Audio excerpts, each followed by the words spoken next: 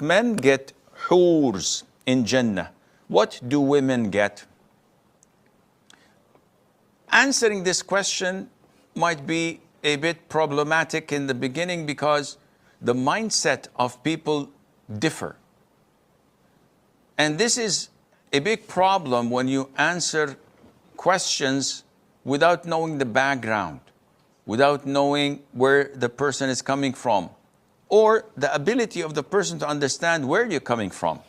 And this is why when people ask about things in Sharia, and they don't know what was the ruling at the time of revelation of the Quran 15 centuries ago, and how were the nations behaving at that time, and what was the norm. And they judge things with only a limited, narrow vision of today's point of view and how people perceive things today. This is wrong and unhealthy.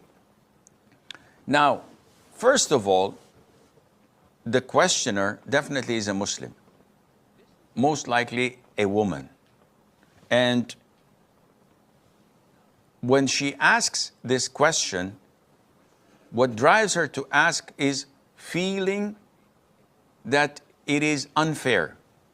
Why would men get 2 wives in paradise, and martyrs would be getting much more than that, and others would be getting a little bit less, a little bit more? Allah knows. So they feel deprived. They feel that there's injustice. And this is what shaitan does. And this is very dangerous. As a Muslim woman, she must submit her will to Allah Azza wa Jal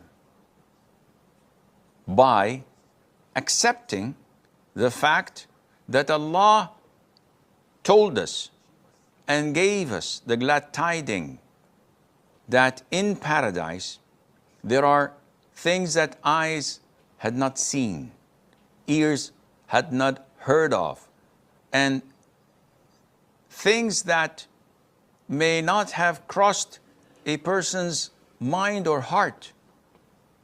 There is absolute satisfaction in paradise if you were blessed to enter it. So for a woman, she has to believe in that without going into details, because the devil is in the details. So a woman says, okay, if Allah promised me of total satisfaction, does this mean I have like 10 men as husbands? The answer is no. Then where is the satisfaction? Well, who promised you of being satisfied? Allah. Isn't Allah capable of satisfying you with 1 husband of yours? She said, yes. But why my husband is having more than 1? I said, Subhanallah. Are you questioning Allah's justice? Are you doubting Allah's promise? This is shaitan messing up with your head.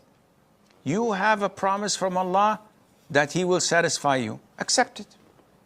And don't go further, because if you go further, this is how shaitan would deviate you from the straight path and maybe put you in the danger zone of falling into apostasy, rejecting Islam altogether. Believe in the promise and believe that you'll be satisfied. How is this going to happen?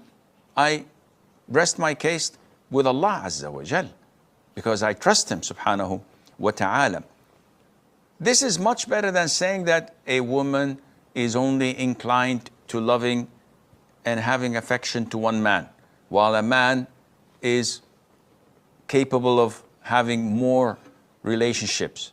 But again, this is something of the unseen, of the Jannah, of the promised land where you will be satisfied without any conditions.